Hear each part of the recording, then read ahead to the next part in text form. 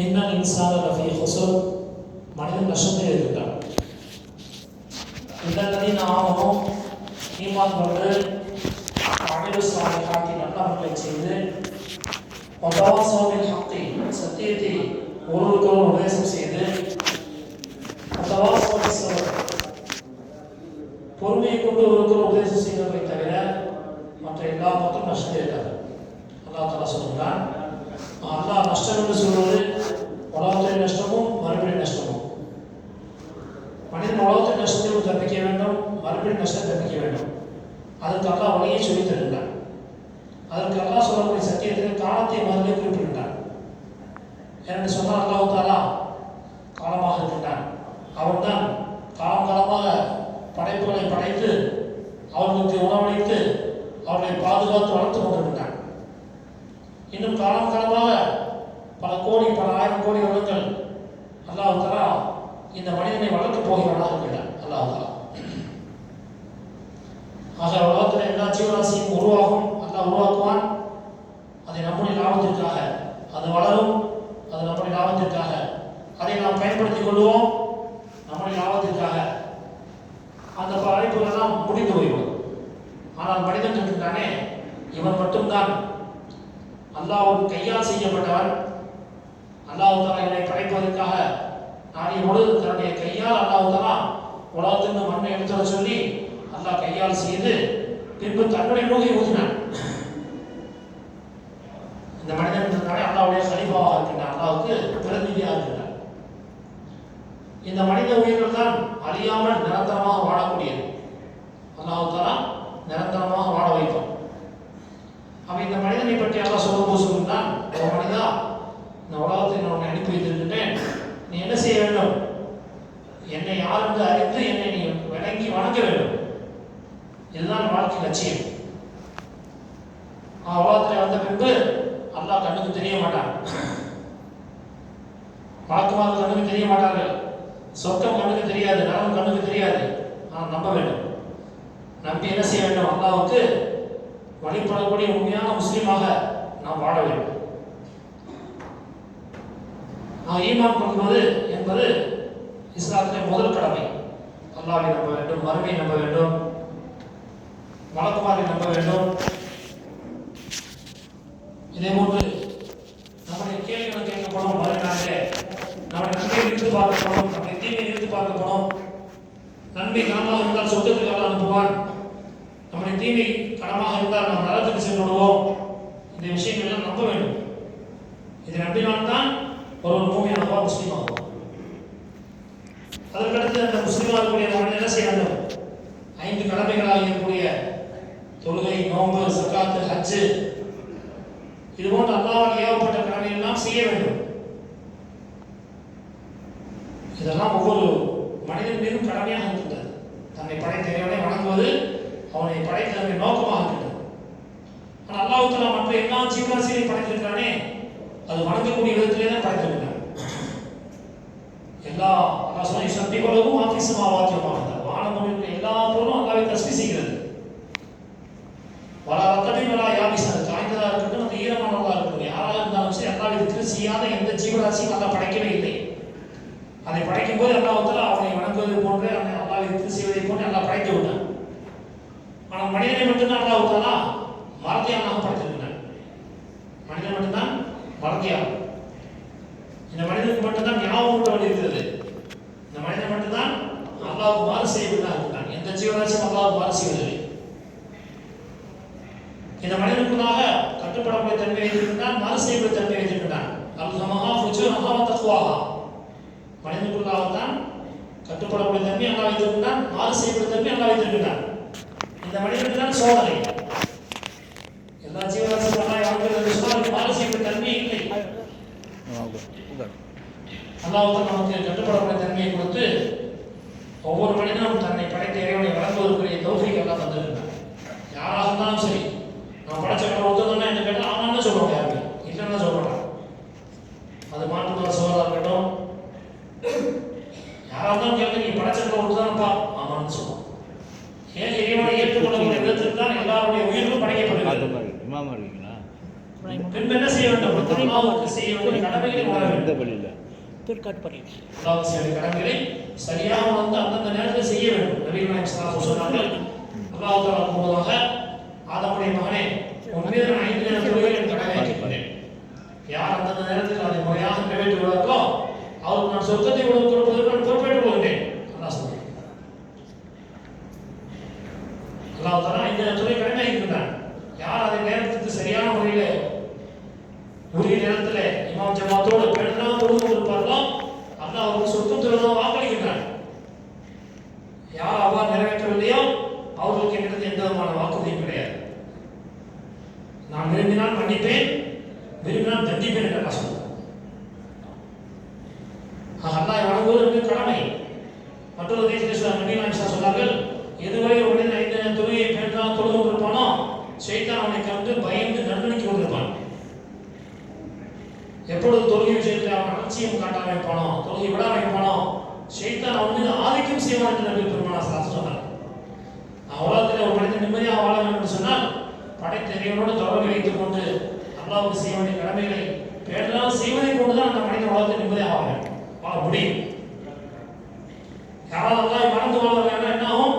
அல்லாஹ் சொல்றான், உன்னை யாஷம் ரஹ்மானி கையை ஷைத்தான், என்னை மறந்து வாழ்ந்தா நானே ஷைத்தானை சாட்டி விடுறேன். அல்லாஹ் சொல்றேன். ஏற்கனவே அந்த ஷைத்தான் அவன் மனசை கொடுத்தான், அவனுக்கு எடுத்துருக்காண்டியும் பாதுகாப்பு எல்லாம் 5-7 வழக்கு எல்லாம் வச்சிருக்கான். ஒவ்வொரு மனிதன் பாதுகாப்பு வழக்கு பாதுகாத்து கொண்டிருக்காங்க. ஒரு ஷைத்தான் எடுத்துட்டு இருக்கான். எப்பயுமே அந்த ஒரு ஷைத்தான் சொல்றதை கேட்டு அல்லாஹ் மறந்துடுவானோ அல்லாஹ் சொல்றான், இன்னொரு ஷைத்தானை சேர்த்து சாட்டி விடுறேன். 2 ஷைத்தானை சேர்த்து என்ன செய்வாங்க? எடுத்து நாசமாயிடுறாங்க. அப்ப அல்லாஹ்வை வணங்கி கொண்டு போறீங்கன்னா ஒரு மனிதனுக்கு பாதுகாப்பு. முஸ்லீமாக இருந்தால் அல்லாஹ்வுடைய பாதுகாப்பு வந்துருங்க. நான் சொல்றது சுபஹ ஃபஹுவ ஃபீ திம்மத்தில்லாஹ். யார் ஃபஜ்ருடைய தொழுகை தொழுவாரோ அல்லாஹ்வுடைய பாதுகாப்பு வந்துருங்க. அல்லாஹ் மனிதன் நிம்மதியாக வாழ வேண்டும் என்பதற்காக வேண்டி வணக்க வழிபாட்டை கொடுத்துருக்கான். அல்லாஹ்வுக்கு தானே ஒன்றும் லாபம் கிடையாது. அவன் யஷ்குர் ஃபைன்னமா யஷ்குர் நஃப்ஸி. அல்லாஹ் சொல்றான், நீ நன்றி செலுத்த உனக்கு தான் லாபம். அவன் கஃபர ஃபைன்னல்லாஹு கனிய்யுன் ஹமீத். நீ மறுத்த, நீ ஏத்துக்கல, செய்யல, நான் உன்னை விட்டு தேவையற்றுவேன், உன்னுடைய வணக்கம் உனக்கு தேவை எல்லாம் சொல்றோம். அப்ப நம்முடைய லாபத்திற்கு அல்லாஹ் தஆலா வணக்க வழிபாட்டை கடமையாக்கிட்டான். நம்ம 5 நேரம் தொழுதா நமக்கு லாபம். ரமலான் மாசம் ஒரு மாசம் நோன்பு வச்சா நமக்கு லாபம். நம்ம குர்பானி கொடுத்தா நமக்கு லாபம். நம்ம கருவிங்க போறோம். அல்லாஹ்வுக்கு எந்த போய் சேரப்போதா? அல்லாஹ்வுக்கு கருவி சேரப்போதா? நம்ம என்ன தியாகம் செய்யறது அல்லாஹ் பார்க்கறான். நம்ம ஏழைகளுக்கு நம்ம சக்காத் கொடுத்தா நம்ம முஸ்லிம்களுக்கு லாபம், நம்ம அண்ணனுக்கு லாபம். அல்லாஹ் கடமையாக்குறவர் நம்முடைய லாபத்துக்காக.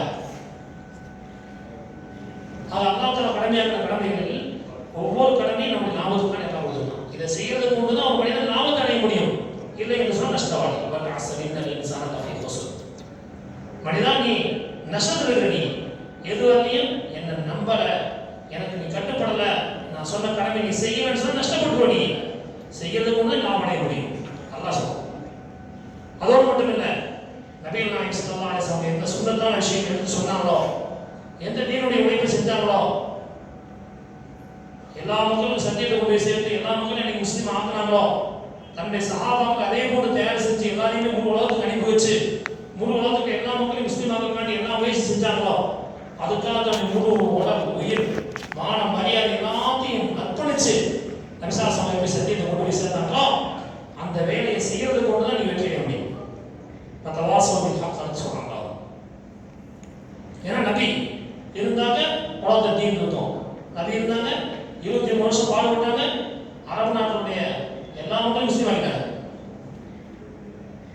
சஹாபாக்கள் நபி என்ன செஞ்சாங்க? பொறுப்பு படைச்சாங்க. இந்த தீன் என்ன செய்யணும்? வந்திருக்கீங்க, நீங்க ஹஜ்ஜுக்கு கடைசி ஹஜ்ஜுக்கு வந்துட்டீங்க, வராதவங்க எல்லாம் நீங்க சொல்லணும்னு சொன்னாங்க நபி. அவங்க சஹாபாக்கள் என்ன செஞ்சாங்க? பொறுப்படுத்துங்க. நபியுடைய நாய்வுக்கு நாங்கெல்லாம் இன்னா ருசூல் ரசூலினா சொன்னாங்க. போராட்டத்துல சொன்னாங்க, எல்லா இடத்துலையும் நாங்கெல்லாம் வந்து ரசூலுடைய ரசூல் நாங்க. முகமது நபி அல்லாஹ்வுடைய தூதர், நாங்க அவருடைய தூதர், நாங்க விசுவாசமுடைய தூதராக கொண்டு வந்திருக்கிறோம் அப்படின்னு போய் சத்தியத்தை சொன்னாங்க எல்லா இடத்துலையும்.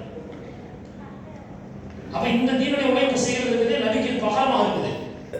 அவங்க ரசூலா இருந்துட்டே இருக்கணும். அல்லாஹ் தஆலா வந்து உலகம் படைச்சதுல இருந்து மக்களை நேர்வழிப்படுத்துறதுக்காக, எல்லா மக்களையும் ஈமான் கொள்ள வைக்கிறதுக்காக, எல்லாரையும் தொழுகையாளியா தீன்தாரி ஆக்குறதுக்காக ஒன்னையால ஜெயமாக அனுப்பிட்டே இருந்தாங்க வரிசையா. எப்போ முஹம்மது ஸல்லல்லாஹு அலைஹி வஸல்லம் கடைசி நபியா ஆக்கிட்டானோ, முத்திரை திறமாக கடைசி நபியா ஃபாத்திமா நபியாவா ஆக்கிட்டானோ, இப்ப நபி ஸல்லல்லாஹு அலைஹி வஸல்லம் பின்னாடி இந்த உம்மத்துல பிறந்த எல்லாரையுமே நபியுடைய நாய்புகளா ஆக்கிட்டாங்க. இவங்க என்ன செய்யணும்? அல்லாஹ்வுக்கு அடிமைன்ற அடிப்படையில் அல்லாஹ் வணங்கணும். முஹம்மது நபியுடைய உம்மத்தின் அடிப்படையில் தீனுடைய தாவத்தை உழைப்பு செய்யும்.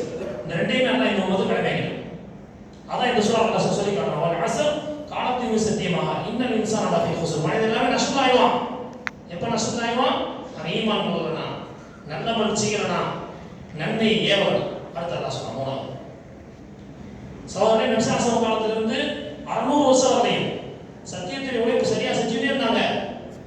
எல்லாரும் நாளை போல போயிட்டே இருந்தாங்க. ஒருத்தர் போய் செஞ்சுட்டே இருந்தாங்க. 600 வருஷம் வரை வரலாற்று எழுதப்பட்டிருக்குது. ஒரு மனுஷன் கூட தொழுகிற மனுஷன் இல்லை. நபி நாயகம் ஸல்லல்லாஹு அலைஹி வஸல்லம் 1450 வருஷம் ஆச்சு. இதுல 600 வருஷ காலங்கள்ல ஒரு மனுஷன் கூட தொழுகை இல்லாத மனுஷன் பிறக்கவே இல்லை. எல்லாரும் 100 தொழுகை, 100 நோம்பாளி, 100 ஜகாத் போகக்கூடியவங்க, 100 ஹஜ் செய்யக்கூடியவங்க, அப்படிதான் இருந்தாங்க. ஏன்னா அன்னைக்கு எல்லாருமே சத்தியத்தை ஏவுனாங்க. அதுக்காண்டி எல்லாரும் போல போயிட்டே இருந்தாங்க. அவங்க ஈமான் வளர்ந்துட்டே இருந்துச்சு, அவங்களுடைய அமல்கள் கூட்டிகிட்டே இருந்துச்சு, அவங்களோட பாவமே வளர்ந்த வழியெல்லாம் போச்சு. ஷைத்தான் அவங்களை வந்து பயந்து நடுக்கணும். ஷைத்தானுக்கானே ஆபிதற்கு பயப்பட மாட்டான். யாரு சத்தியத்தின் பக்கம் மக்கள் அடையக்கூடிய தாயாக இருப்பாரோ அவரை கொண்டு ஷைத்தான் பயந்து நடுக்கும். நபிகள் பெருமானார் ஸல்லல்லாஹு அலைஹி வஸல்லம் சொன்னாங்க, 3 பேர் இருக்காங்க. 3 பேர் அவங்க ஷைத்தானை தன்னுடைய காலில் போட்டு ஆரம்ப விதிக்கிறாங்க. சவாலை நம்ம நினைக்கிறோம் நமக்குலாம் எதிரி இந்த அவங்க இவங்க இந்த கட்சிக்காரவங்க அவங்க இல்ல சவாலே. நமக்கு எதிரி முதல் எதிரி அல்லாஹ் சொன்னா இந்த ஷைத்தான் இருக்கும் அதுவும் முதிர்வு முபின் அல்லாஹ் சொன்னா அவங்களுக்கு மிகப்பெரிய கடுமையான எதிரி நரகத்தில் ஓடி தர்றவே ஷைத்தான். முஸ்லீம்கள் வந்து ஷைத்தான் கட்டப்பட்டு வணக்கத்தை விட்டு சொன்னா இவனுக்கு அல்லாஹ்ட்ட எந்த பாதுகாப்பு கிடையாது. எல்லாரும் அடிப்பான், நான் அடிச்சா அடிப்பான். அல்லாஹ்வே ஏவுவான். 190 தொழுவது இல்லை, 10 பேர் தொழுறான். இந்த 10 பேருக்கு அல்லாஹ்வே பாதுகாப்பு, 90 பேர் பாவம் செய்யறான். இதுன்னு அல்லாஹ் இறங்க செய்யும். இது யாரும் தடுக்க முடியாது. உலகத்துல எல்லாருமே அல்லாஹ்வுடைய அடிமைகள் தான். யார் அல்லாஹ்வுக்கு தூரமாக போய் யாரும் செய்ய முடியாது. நம்ம எல்லாம் இலவசங்கள். அல்லாஹ் கட்டுப்பட்ட முஸ்லீம்கள் நம்ம இருந்தோம்னு சொன்னா கட்டுப்பட்ட இலவசனை போல நம்மலாம் அல்லாஹ்வை ஏற்றுக்கொண்ட இலவசங்கள். ஏன்னா கட்டுப்பட்ட இலவசனுக்கு வந்து அரசு என்ன செய்வாரு? எல்லா சௌகரியம் செஞ்சு கொடுப்பாரு. தனக்கு பின்னாடி ஆட்சியை வந்து அவர் கையில் ஒப்படைப்பார். கட்டுப்படாத இலவசம் என்ன செய்வாரு? தோட்டியை போட்டு அடிக்க சொல்வாரு. அவன் தான் உண்மையான அரசன். அரசன் யாரு? தன்னுடைய மகளாக இருந்தாலும் சரி, அவன் எப்போ கட்டுப்படலையோ தோட்டியை போட்டு அடிக்க சொல்வாரு. இப்போ வந்து இந்த இளவரசன் வந்து உண்மையான அறிவாளியா இருந்தா கட்டுப்பட்டு போயிட்டான்னு சொன்னா அந்த அரசனுடைய ஒரு இசாரா போதும், ஒரு சைக்கிளை போதும், தோட்டியும் போயிடும் சாட்டையும் போயிடும், முடிஞ்சு வச்சு. புரியுதா நான் பேசுறது? அந்த இளவரசன் கட்டுப்படாம இருந்தாலும் தோட்டி அடிக்கத்தான் செய்வான், சாட்டையை கொண்டு அடிக்கத்தான் செய்வான். இவன் தோட்டியை போவச்சாலும் முட்டா போய், சாட்டையை போவச்சாலும் இவன் முட்டா போய். இவன் என்ன செய்யணும்? அரசோடைய காலத்தையும் கொடுக்கணும். நான் ஒழுங்கா இருக்கேன்னு சொல்லணும். கட்டுப்படுறது தயாராகிட்டான்னு சொன்னா அதான் என்ன செய்வான்? அவனுக்கு ஆட்சியை கொடுக்கணும். அந்த இளவரசனுக்கு ஆட்சியை கொடுக்கணும். ஆனா நாங்க வந்து அல்லாஹ் கட்டுப்பட மாட்டோம். எல்லாரும் இப்ப நல்லா நடக்கணும். அது நடக்காது. எப்ப நீங்க 5 பேர் தொழுகை எப்படி இருக்க மாட்டீங்களோ ஷைத்தான் ஆதிக்கம் செய்வான். வாக்குறுதி மீறுவீங்க, கலப்படம் செய்வீங்க, மோசடி செய்வீங்க, வாங்கினா கொடுக்க மாட்டீங்க, யார்கிட்ட பேச சண்டை போடுவீங்க. முஸ்லீம் அவங்க மோசமான முடிவு வந்துருவாங்க. அப்ப உங்களை வெட்டுன்னு சொல்லுவாங்க. அவங்க விஷயம் வேற ஒரு விஷயம் சொன்னா நன்மை ஏவி தீமை தடுத்து கொண்டே இருக்க என்ன ஆகும் சொன்னா ஷைத்தான் நம்மளை கண்டு பயந்து நடுங்குவான். நம்மகிட்ட இபாதத்து பாக்கியா இருக்கும். நபி இருந்தா எப்படி நம்ம எப்படி ரசூலா வந்து மனப்பாக்கா வச்சுங்க நம்ம எப்படி இருப்போமா? நம்ம எனக்கு 90 பேர் தொழுவாம இருப்போமா? நம்ம சொல்லுவோம். நீங்க 10 பேர் தொழுதுப்போமா? ஒன்று நபி இருக்கணும், அந்த நபியுடைய வேலை இருக்கணும். மமாக்கான அதிபமும் அந்த செய்யும் நபியே நீங்க அந்த மக்காவாசி மத்தியில் இருந்து அல்லா அவரை வேலை செய்ய மாட்டாங்க. மக்காவாசியை சொன்னாங்க என்ன நபி நீங்க வந்து உண்மையான நபியை வேலை இறக்கணும்னு சொன்னாங்க. அல்லா வேலை இறக்கவே இல்லை. எப்ப ரசூலா மக்காவுக்கு பயிர விட்டாங்களோ அதுக்கப்புறம் இவங்க பதிலுக்கு சண்டைக்கு வந்தாங்களோ அப்பதான் 5000 மணி கழிக்க வச்சு அந்த மக்காவாசி அடிச்சாங்க. அல்லா வந்து நபி இருந்தா அல்லாடைய வேலை வராது. அடுத்து அல்லா சொல்றான் மமாக்கான அதிபமும் வகும் யுஸ்ரிகூன். அல்லாஹ் அவரை வேலை செய்ய மாட்டான். தங்களுக்கு மத்தியில சீர்திருத்த வேலை தபியுடைய வேலை செஞ்சுக்கிட்டே இருந்தாலும் அவன் அல்லாஹ் வேலை செய்ய மாட்டான். வேலை செய்வதும் ரஹமத் இருக்கிறது அல்லாஹ்வுடைய கையில, யார் கையிலும் கிடையாது. அப்ப நம்ம வதவாசம் ஹத்த செஞ்சுக்கிட்டே இருந்தோம், நன்மை ஏறிக்கிட்டே இருந்தோம். அதனால சிரமம் வருது, அதை பொறுத்துக்கிட்டே இருந்தோம். சத்தியத்தை வச்சு சொல்றோம், புரியாத மக்களை திட்டுறாங்க, ஏசுறாங்க, அதை பொறுத்துக்கிட்டே இருந்தோம். அப்படின்னு நம்ம கீழே இருக்கோம். அல்லாஹ்வுடைய ரஹமத் இறங்கிட்டே இருக்கும், ஷைத்தான் அடி விட்டுட்டே இருப்பான், நன்மை சிரமம் கூட்டிகிட்டே போவாங்க. அல்லாஹ் ரஹமத் இறங்கிட்டே இருக்கு, நம்ம நல்லா சந்தோஷம் வாழணும். அது அல்லாஹ் சொல்றோம். நபியை சொன்னாங்க அந்த ஹதீஸ் சொல்றேன். 3 பேர் ஷைத்தானத்துடைய காலில் விட்டு அரக்க மிதிக்கிறாங்க. ஒருத்தவங்க ஹஜ்ஜுக்கு போறாங்க. அல்லாஹ் வசதி என்ன செய்யணும்? நம்ம ஹஜ்ஜுக்கு போய் ஆகணும். வீடு பெருசு கிடையாது, நம்முடைய வாகனம் பெருசு கிடையாது, நம்முடைய சொத்து பெருசு கிடையாது. அல்லாஹ் பெரியவன். அல்லாஹ்வுடைய காவல்துறை சந்திக்கிறதே மிகப்பெரிய விஷயம். வீட்டில் கொண்டாடி நகை பெருசு கிடையாது, பிள்ளைக்கு 100 ரூபாய் நகை விட்டு கட்டிக்கிறது, 10 ரூபாய் நகை கட்டுறது, அது பெருசு கிடையாது. எது பெருசு? அல்லாஹ்வோட உண்மையான அடிமை, அல்லாஹ்வோட உண்மையான அனுபவிச்சுக்கிற அடையாளத்தை காட்டுறதே ஹஜ். அப்ப ஹஜ் செய்யணும். செஞ்சுட்டானா உண்மையான ஹஜ் செஞ்சு அந்த ஹஜ் கபூல் ஆயிடுச்சு சொன்னா 4 குடும்பத்தை சொர்க்கத்துக்கு போகலாம். ஹதீஸ்ல ரசூலுல்லாஹ் சொல்றாங்க. அதே சமயம் ஹஜ்ஜுக்கு வசதி இருந்தோம், வீட்டு கட்டுறதே இருக்காது, என்னங்க வாகனத்தை வாங்கி வச்சிருக்காரு, அல்லது வியாபார சட்டா வச்சிருக்காரு, அல்லது 4 இடத்த வாங்கி போட்டு வச்சிருக்காரு, அல்லது பேங்க் ரூபாயை போட்டு மோத போயிட்டாரு. இவரை பத்தி நபி என்ன சொல்றாங்க? அவன் யூதனா வச்சிருக்கீங்க, அது கிறிஸ்தவ வச்சிருக்கீங்க. நபியோட வார்த்தை கடுமையான வார்த்தை. சிறப்பு பத்தி சொல்லும் போது 4 குடும்பத்தை சொர்க்கத்துக்கு போகலாம் சொல்றாங்க. அதே நபி வந்து என் மேல முகப்பத்து இல்லாம, அல்லாஹ் முகப்பத்து இல்லாம ஹஜ் செய்யாம வசதி விட்டுட்டு வசதி இருந்து ஹஜ் செய்யணும்னு சொன்னா அவன் யூதனா மோத என்னன்னு சொன்னாங்க. அப்ப ஹஜ் செய்யறவர் என்ன செய்யறாரு? எனக்கு காசு பெருசு, அல்லாஹ் பெருசுன்னு சொல்லி ஷைத்தான் தூக்கி தான் காலில் விட்டு அறக்க மிதிச்சுட்டு நேரம் அல்லாஹ் போறார்.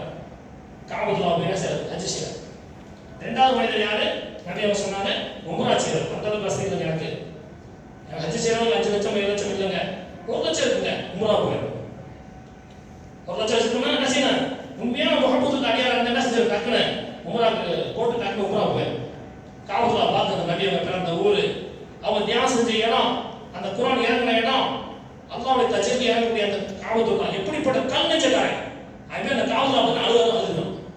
போனவங்க சொல்றாங்க, நான் போல நினைச்சு எப்படிப்பட்ட கல் நெஞ்சு, எதுக்கு அழுகுறது? அத்தா மோதல் அழுகல, அம்மா மோதால் அழுகல, பொண்டாட்டி மோதால் அழுகல, அப்படிப்பட்ட கல் நெஞ்சக்காரன் வச்சுக்க ஒரு மனுஷன்.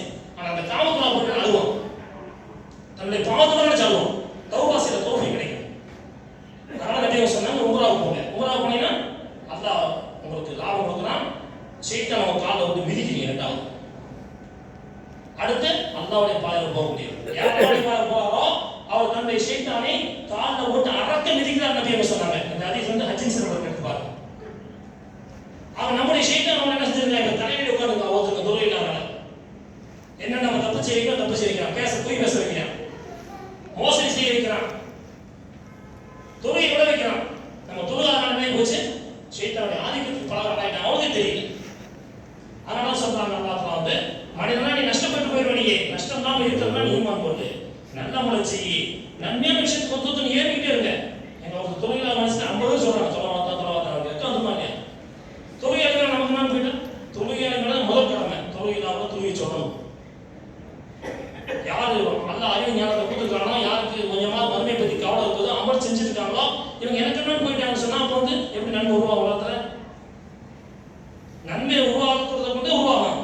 ஒரு இடத்துல வந்து கஷ்டப்பட்டு உழைச்சு நெல்லை போட்டாலும் நெல் வரும். நெல் தானா வந்துடாது, புல்லு வேணா தானா வரும், முள்ளு வேணா தானா வரும். மனிதர்களே நம்ம மண்ணால் படைக்கப்படுறாங்க. எல்லாருமே நம்ம மேல உழைப்பு செஞ்சு சத்தியத்தை சொல்லிக்கிட்டே இருந்தா தான், நம்ம எச்சரிக்கை செஞ்சுட்டே இருந்தா தான் என்ன செய்வோம்? நன்மை செய்யறா மாறுவோம்.